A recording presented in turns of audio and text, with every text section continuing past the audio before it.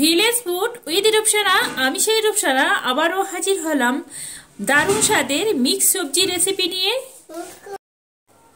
আসসালামু আলাইকুম সুপ্রিয় দর্শক বন্ধুরা, আজকের আমি শীতের 3-4 রকম সবজি দিয়ে আজকের আমি এই রেসিপিটি বানিয়ে দেখাবো। খেতে বন্ধুরা খুব অসাধারণ লাগে। তার জন্য আগে থেকে একটা কড়া বসিয়ে দিয়েছি, কড়ার তেল গরম হয়ে গেছে। এবার আমি এখানে শিম আর একটা আলু নিয়েছি আর ছোটো ছোটো ফুলকপি নিয়েছি, সেগুলো আমি সুন্দর করে ভেজে নেব। সাথে যাচ্ছে স্বাদ অনুযায়ী নুন, অল্প একটু হলুদের গুঁড়ো। এবার আমি নুন আর হলুদটা এইভাবে খুন্তি দিয়ে নেড়েচেড়ে আলু আর ফুলকপি আর শিমটা সুন্দর করে ভেজে নেব। এতে করে এই রেসিপির স্বাদ কিন্তু দ্বিগুণ বেড়ে যাবে। ফুলকপি আলু শিমটা আমি এখানে সুন্দর করে ভেজে নিয়েছি, এখানে আমার ভাজা হয়ে গেছে। এবার আমি তুলে নেব। আর আমি ঠিক এইভাবে সুন্দর করে একটু লাল লাল করে ভেজে নিয়েছি, দেখেই বুঝতে পারছেন। একই কড়ার মধ্যে আবারও অল্প পরিমাণে এখানে তেল দিচ্ছি, তেলটা গরম হতে থাক। তেল গরম হয়ে গেছে। এখানে একটা 400 গ্রাম ওজনের একটা কাঁটা বেগুনকে আমি এইভাবে কেটে রেখেছিলাম। এবার আমি তেলের মধ্যে বেগুনগুলো দিয়ে দিচ্ছি,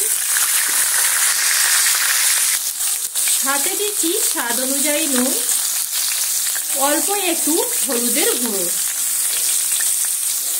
নুন হলুদ এইভাবে নেড়ে চেড়ে বেগুনের মধ্যে এইভাবে মিশিয়ে নিয়ে বেগুনটা আমি এখানে সুন্দর করে একটু ভেজে নেব। এখানে আমি নেড়ে চেড়ে বেগুনগুলো সুন্দর করে ভেজে নিয়েছি, এমনভাবে ভেজে নিয়েছি এই বেগুন ভাজা দিয়ে কিন্তু ভাত খাওয়া যাবে। এইভাবে করে বেগুনটা ভাজতে হবে। বেগুনগুলো আমার এখানে ভাজা হয়ে গেছে। এবার আমি বেগুনগুলো তুলে নেব। আবারও কড়াতে অল্প একটু তেল দিয়েছি, তেল গরম হয়ে গেছে। এবার দিয়ে দিচ্ছি 1 বাটি কুচনো পেঁয়াজ। পেঁয়াজটা আমি এখানে একটু লাল লাল করে ভেজে নিচ্ছি। আজকে যে রেসিপিটা করছি একদম বন্ধুরা একদম সিম্পল রেসিপি, খেতেও খুবই স্বাদ লাগে আর একদম বাড়িতে থাকা অল্প ঘরোয়া মশলা দিয়ে। পেঁয়াজটা একটু লাল লাল করে ভেজে নিয়েছি, জাস্ট একটু রংটা চেঞ্জ করে নিয়েছি। এবার আমি এখানে 250 গ্রাম মটরকে ভালো করে ছিলে ধুয়ে পরিষ্কার করে রেখেছিলাম। এবার আমি মটরগুলো পেঁয়াজের মধ্যে ঢেলে দিয়ে এবার আমি একটু নেড়েচেড়ে নিয়ে এর সঙ্গে যোগ করে দিচ্ছি স্বাদ অনুযায়ী নুন,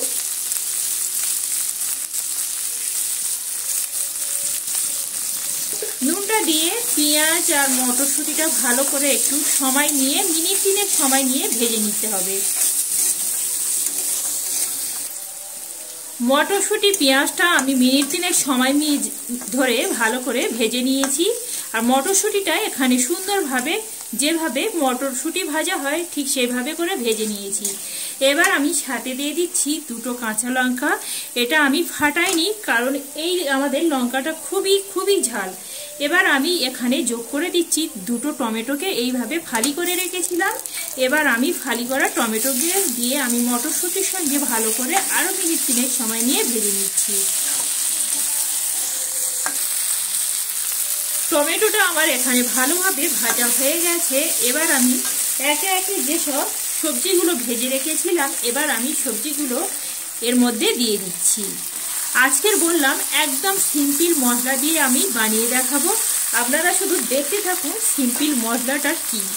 আবারও আমি এর সঙ্গে টমেটো, মটরশুঁটি, ফুলকপি, আলু, শিম আবারও সুন্দরভাবে এইভাবে কষিয়ে নিতে হবে সুন্দর করে। যেহেতু এটা বেশিক্ষণ সময় লাগবে না, আমাদের সমস্ত কিছু একদম ভেজে রেডি করা আছে, তার জন্য সময় একদম কিন্তু কম নেবে। সমস্ত সবজিগুলোকে আবারও আমি সময় নিয়ে প্রায় মিনিট 5 সময় নিয়ে সুন্দরভাবে কষিয়ে নিয়েছি। কড়া থেকে তেলও ছেড়ে দিয়েছে আর সমস্ত কিছু আমার এখানে ভালোভাবে সেদ্ধ হয়ে গেছে। আলুকে আমি একটু ভেঙে দেখাচ্ছি এখানে কত সুন্দরভাবে আলুটাও সেদ্ধ হয়ে গেছে। এবার আমি এই মুহূর্তে যোগ করছি 1 বাটি পানি। পানিটা দিয়ে আরও নেড়ে চেড়ে নিলাম। এখানে নুন হলুদ আমি আর কিছুই দিচ্ছি না, কারণ যেহেতু ভাজার সময় আমি সব কিছু দিয়ে এখানে ভেজে রেডি করে নিয়েছিলাম। তবে কিন্তু আপনারা তৈরি করার সময় নুনটা একটু চেক করে নিতে পারেন। আবারও আমি এটা ঢাকা দিয়ে 5 মিনিটের মতন হতে দিচ্ছি। আবারও আমি এখানে ঢাকাটা তুলে নিচ্ছি। আর দেখতে পাচ্ছেন বন্ধুরা যে পানিটা দিয়েছিলাম, পানিটাও শুকিয়ে গেছে আর সুন্দরভাবে কড়াতে তেলও ছেড়ে দিয়েছে। আবারও এইভাবে মিনিট 2 সময় নিয়ে ভালো করে কষিয়ে নিচ্ছি। এই রেসিপি কিন্তু, এই সবজির রেসিপিটা কিন্তু মাংসের স্বাদকে হার মানায়। যখন আপনাদের বাড়িতে মাছ মাংস যদি না কিছুই থাকে, একবার হলেও বন্ধুরা আমার মতন করে এই রেসিপিটা বানিয়ে দেখতে পারেন। খেতে বন্ধুরা জাস্ট একদম ফাটাফাটি হয়।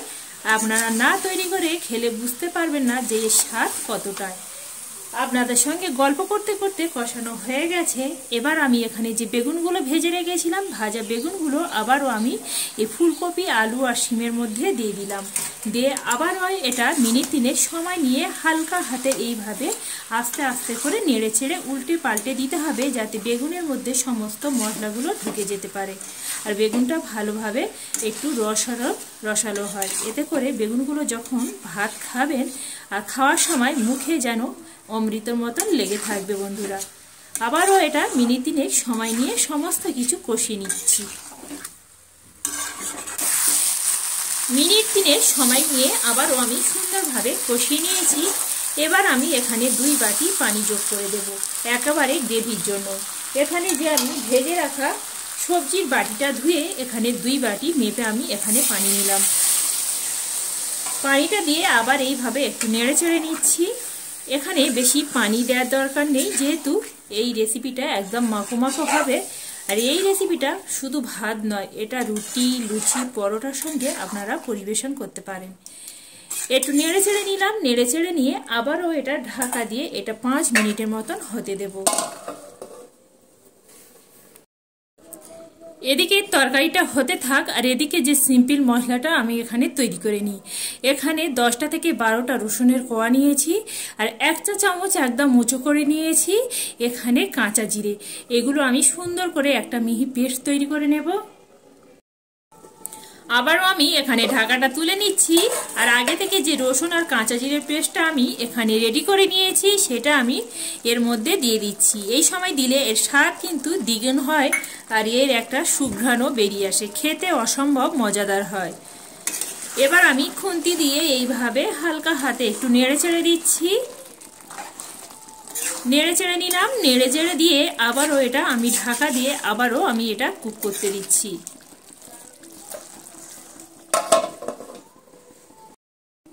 এবার আমি ঢাকাটা তুলে নিচ্ছি আর দেখতে পাচ্ছেন বন্ধুরা কতটাই লোভনীয় হয়েছে আর সুন্দর একটা সুঘ্রাণও বের হচ্ছে। যেহেতু আমি এখানে রসুন আর কাঁচা জিরে দিয়েছি, এখানে আমার রেসিপিটা একদম রেডি হয়ে গেছে। এবার আমি নামিয়ে নেব। এটা দেখতে কতটাই লোভনীয় হয়েছে, দেখে লোভ লাগছে না বন্ধুরা? আমার এই দারুণ স্বাদের রেসিপিটি যদি ভালো লেগে থাকে বন্ধুরা, একটা লাইক, কমেন্ট, শেয়ার করতে ভুলবে না। পাশে থাকা বেল আইকনটি প্রেস করবেন। আমি যখন কোনো একদম এইভাবে সহজ ঘরোয়া পদ্ধতিতে রেসিপি দেব, সবার আগে নোটিফিকেশন আপনাদের কাছে পৌঁছে যাবে।